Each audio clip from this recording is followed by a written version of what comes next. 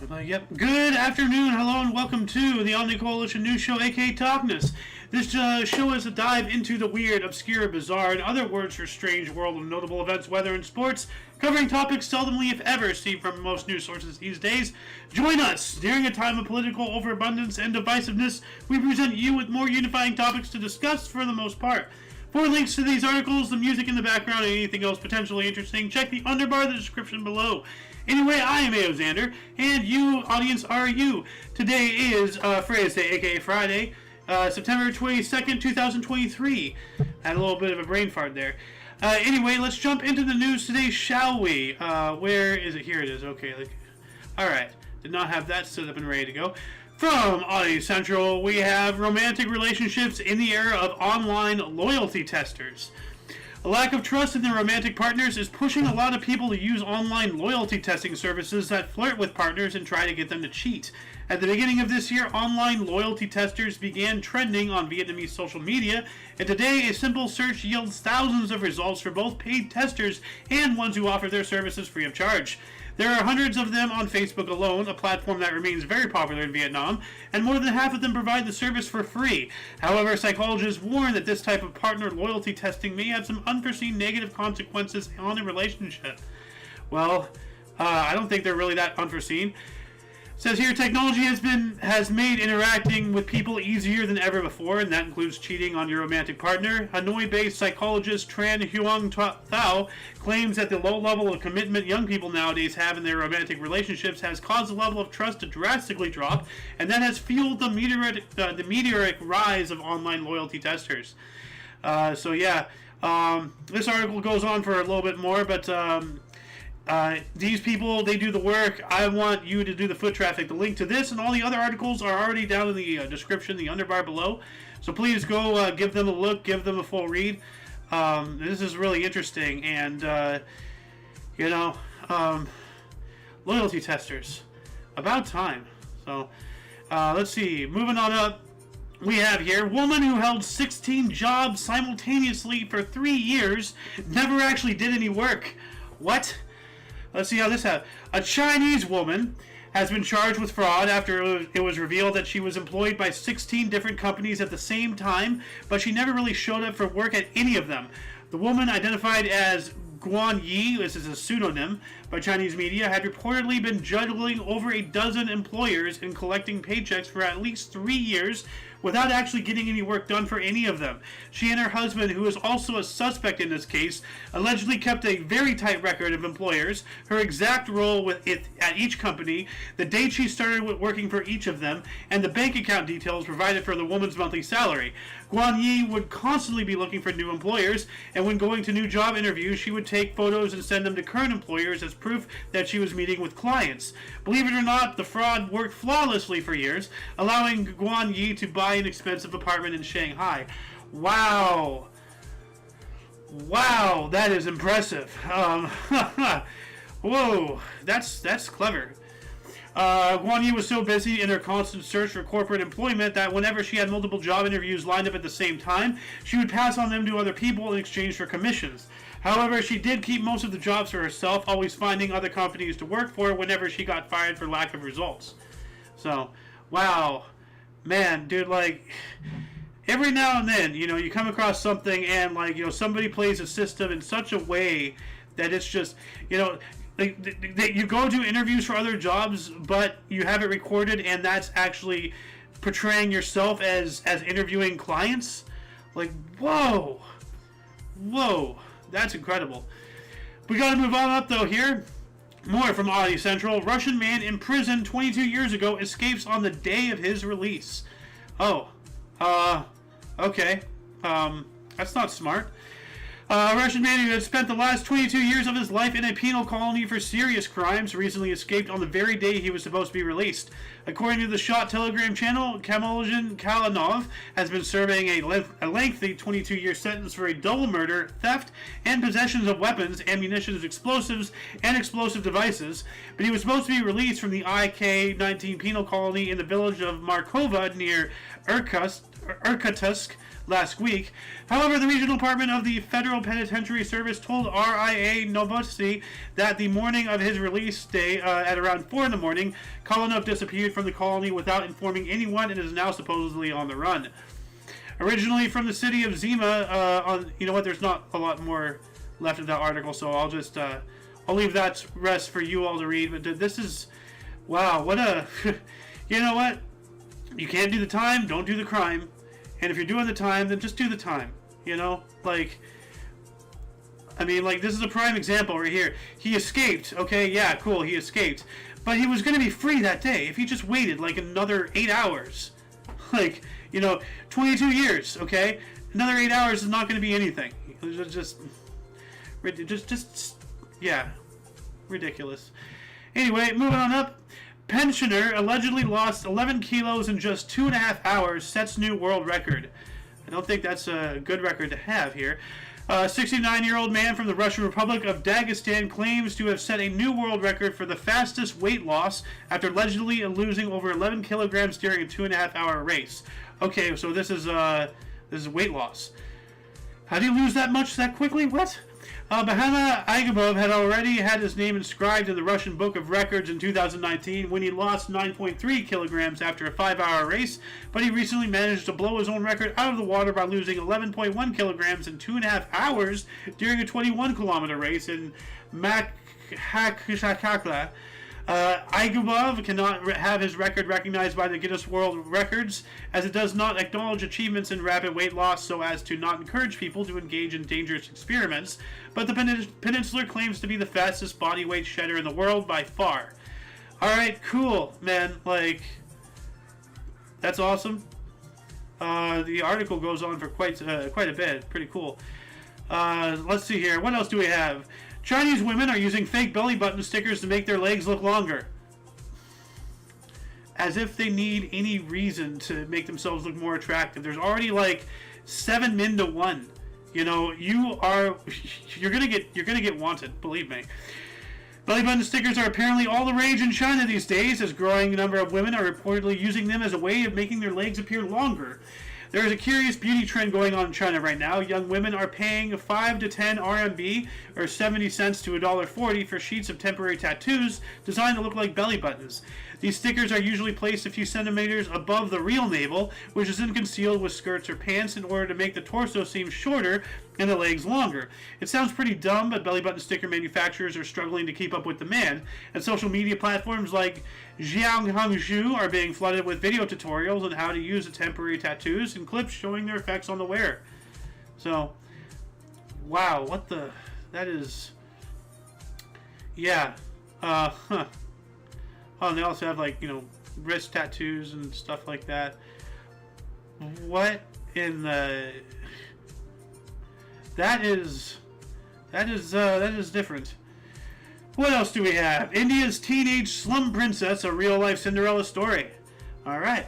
Malisha Karwa grew up in Mumbai's infamous Dharavi slum, but thanks to chance encounter with a U.S. actor, she became one of India's most popular teenage models.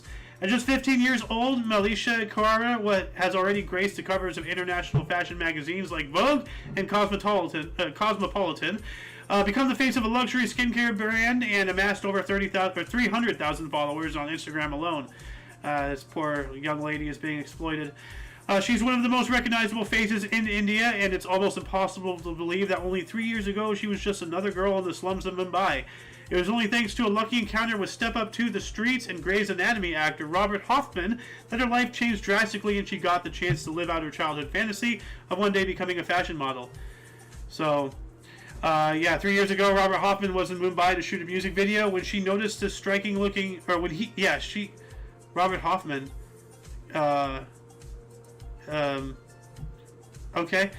when she noticed a striking-looking girl sitting on a mattress inside a makeshift tent.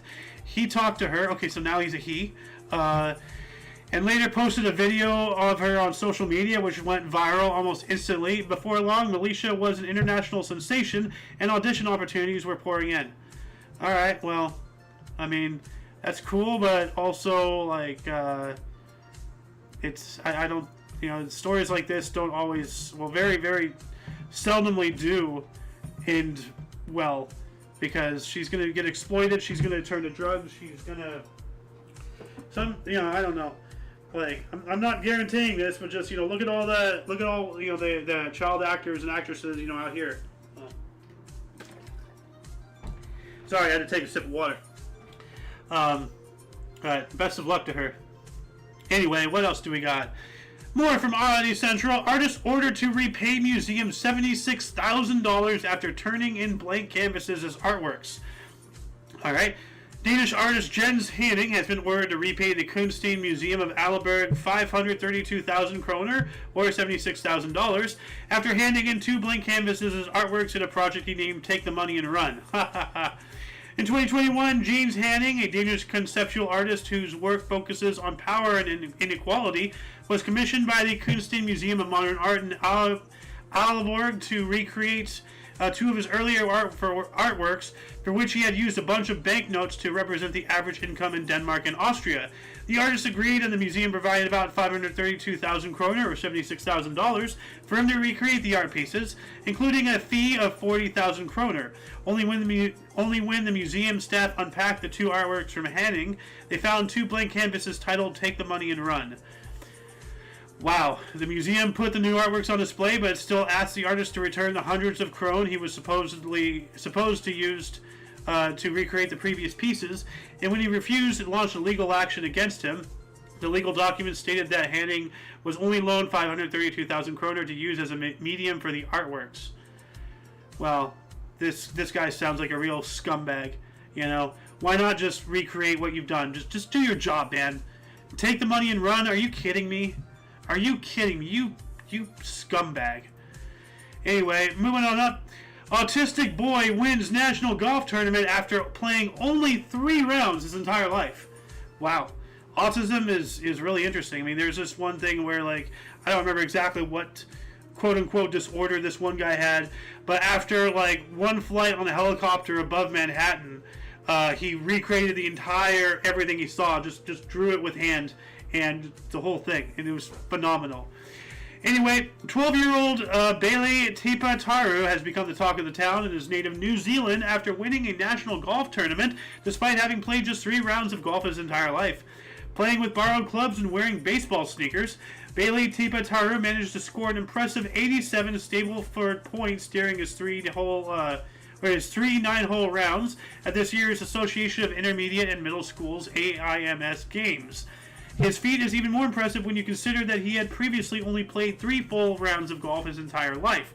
A few months back, his teacher aide noticed that the 12-year-old autistic boy loved swinging a stick all the time, so he suggested he tried golf.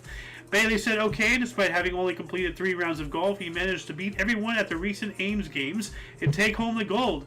All right, let's have a cheer for this guy. Where is it? There it is. Cool, man. Might be looking at the next Tiger Woods, minus all the bad stuff. But yeah, nice. Keep an eye on that kid. What else do we have? Trans age man identifies as 28 years old despite being born 39 years ago. It's begun. It begins. Trans age. This is how all these certain people are going to be able to date certain other people legally by, forcing all of this trans, crap down our throats in another way. So, a 39-year-old Japanese man has been described as trans age after reportedly identifying as 28 because it's an age that better describes his still immature personality.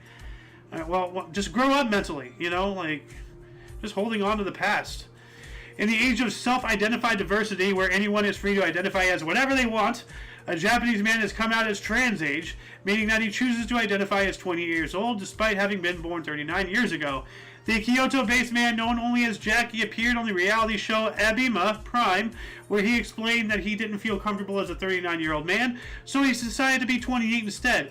Apparently, the trans-age man settled on this particular age because it strikes a good balance between being an adult and still having a childish side without attracting the judgment of others. Well, let me tell you, my friend, you will get the judgment of others even more. So, at least I hope so. At least the way the world used to be. So, trans age. Are you kidding me? Oh my goodness. You know, I gotta put this in the Kick Peanut. Actually, I have a couple things to put into the Kick Peanut. So, where's the Kick Peanut channel? There it is, Kicking the Peanut. Boom. But yeah, just give me a second. Where's that one? The loyalty thing that I talked about at the very beginning. Definitely need that. So, put that in there. Get rid of the embeds. All right. Let's move on up here. World's smallest commercially available camera is the size of a grain of salt. The OmniVision OVM6948 camera cube chip, copyright, whatever that little R is, trademark, I don't know. Hold on, I'm about to sneeze.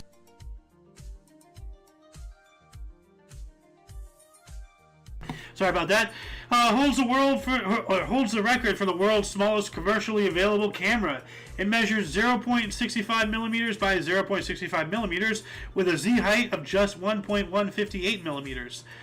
Developed by OmniVision, a global technology company specializing in innovative advanced digital imaging, analog, and touch and display solutions for multiple applications across several industries. Wow. The camera cube chip is based on the tiny OVM6948 sensor, which claimed the Guinness World Record for the world's smallest commercially available image sensor.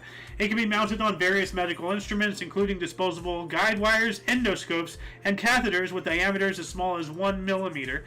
Its impressively small size makes it the perfect use for use within the body's narrowest blood vessels for orthopathic, ENT, cardiac, spinal, urology, gynecology, and arthroscopy procedures.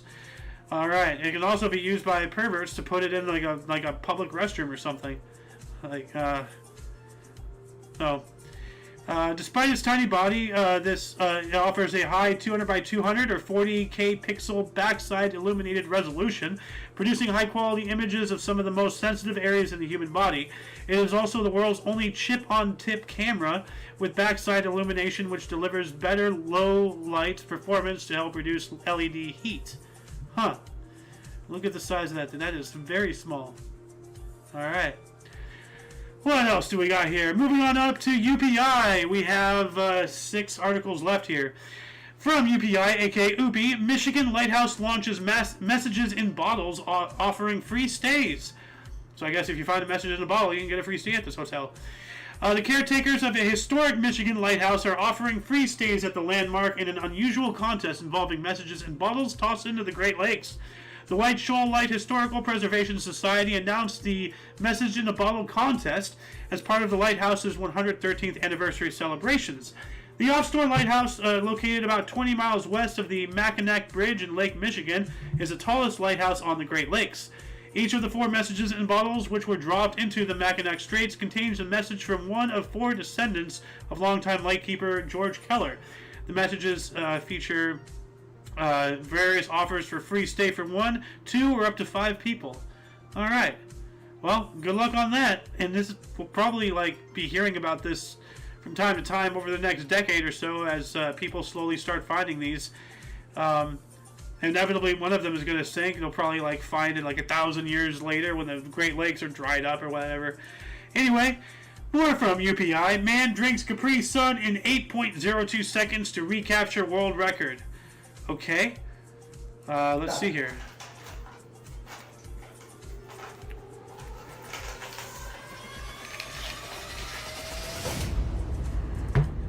Man. Okay. That was a thirsty man. I don't need to read anything. No. An Indian man recaptured a Guinness World Record title in the surprisingly competitive category of the fastest time to drink a Capri Sun. Fayez Nazir finished his drink in 8.02 seconds, making him the first person to complete the feat in under 10 seconds. The record was previously set at 10.41 seconds by German man André Orthoff in December of 2022, and prior to that, it was held by Nazir with a time of 11.86 seconds. So, India and Germany, the Great War of the Capri Sun Pouch. Currently, India 2, Germany 1. So, let's see who comes swinging in next time. What else do we have? World's largest toothpaste collection includes whiskey and wasabi flavors. I can understand the whiskey, but why the wasabi? What the? That is a big bottle of toothpaste. Is that real? I don't think so. It has to be like one of those inflatables. A Georgia dentist earned a Guinness World Record title for his collection of 2,037 different toothpaste tubes with unusual flavors including wasabi and whiskey.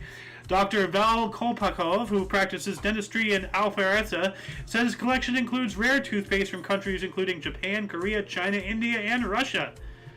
Well, that's pretty cool. There's a video here, so I'm going to watch that after the show. What else do we got? Pennsylvania School District welcomes 17 sets of twins to Twindergarden. Hey. A Pennsylvania school district is hailing the arrival of the Twindergarden school year with 17 sets of twins starting kindergarten in the 2023-24 school year. Wow, what's going on? What was a sudden explosion of twins? Is somebody feeding a sim watermelon or something? What's happening? But by the way, if anybody, I think watermelon is what, like, you feed to make twins. There's things you can do in Sims. It's weird. Anyway, the Colonial School District in Montgomery County said 7 pairs of twins are starting kindergarten at Ridge Park Elementary School. 6 sets are attending White Marsh Elementary School, and 4 are starting at Plymouth Elementary. All right, that's pretty interesting. What else do we got here? Lottery winner uses $50 prize to buy $4 million ticket. That's a luck. A Michigan man won a $50 lottery prize and used it to buy a scratch-off ticket that earned him $4 million in a jackpot, but he needed some convincing to believe it was real. The 54-year-old Kent County man told Michigan lottery officials that he was at Citgo gas station on Plainfield Avenue in Grand Rapids when he decided to use his lottery winnings to play again. So the man selected a Millionaires Club scratch ticket, and he plans to use his prize money to pay bills and travel. Standard answer. What else do we got here? Painting bought for $4 from New Hampshire thrift store sold for $191,000. That is a really good turnaround. Ooh, that's a nice picture. Only $4 for that? Wow, you got away with a steal. Wow, that's beautiful. A painting purchased from a New Hampshire thrift store was for $4, was auctioned for $191,000 when it turned out to be a long-lost work by N.C. Waith. The painting, titled Ramona, was one of 4 created by the Pennsylvania-based artist for a 1939 edition of Helen Hunt Jackson's 1884 book Ramona. The work depicts an orphaned young woman in conflict with her foster mother. Auction house Bohem Skinner said the painting was considered long lost by Waith experts, but it turned up in the possession of a New Hampshire woman. The woman says she bought the painting from her local Savers thrift store for $4 and spent some time on her wall before going into a closet. She discovered the painting's true identity after she posted a photo of it on Facebook and was urged to contact curators at the Brandywine Museum in Chadds Ford, Pennsylvania, and a former Wythe curator in Maine named Lauren Lewis. I'm just going to finish reading this article. The woman decided to have the painting auctioned after its identity was verified. It fetched a high bid of $150,000, making the final sale price $191,000 once premiums and fees were included. The painting's whereabouts before turning up at the thrift store remain a mystery, but Bonham Skinner theorized it may have been gifted to the book's publisher by Weiss Estates. Huh. Alright. Well, that's pretty cool. And last but not least, boot throwing competition. Record broken at National Plowing Championships. What? The National Plowing Championships in Ireland hosted a Guinness World Record attempt where 995 people threw Wellington boots into the air at the same time. The annual agricultural show and plowing contest in Rathysky, County Louth, featured hundreds of waterproof rubber boots flying through the air at the same time, and a record attempt organized by youth farming group Macra. Alright. The previous record for most people throwing Wellington boots simultaneously was set at 792 at the Holsworthy and Stratton Agricultural Show in England in 2018. Macra said evidence from the attempt is now being submitted to Guinness World Records for official certification. The Wellington boots used in the attempt will be donated to schools across Ireland. Alright. So, cool. That shall conclude the show. Once again, please check the underbar of the description for any links you may find interesting, including but not limited to all things Omni Coalition.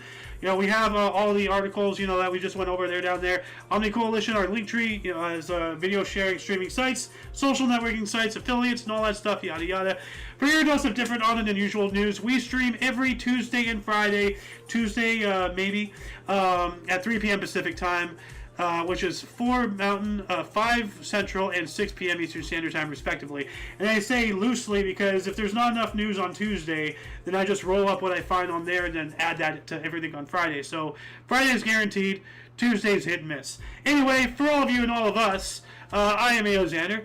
And you are you, until you catch us next Tuesday or next Friday, whenever that is. Or, if you're interested in some history, we have a history show every Friday through Tuesday. At 11 in the morning Pacific time, and we also have Kicking the Peanut coming up on Sunday at 3 p.m. Pacific time. Anyway, until you catch us again, whenever that is, wherever that is, don't forget to look right and left at every intersection, rate 5 thumbs, and subscribe. Toodles! Where's my link? There we go.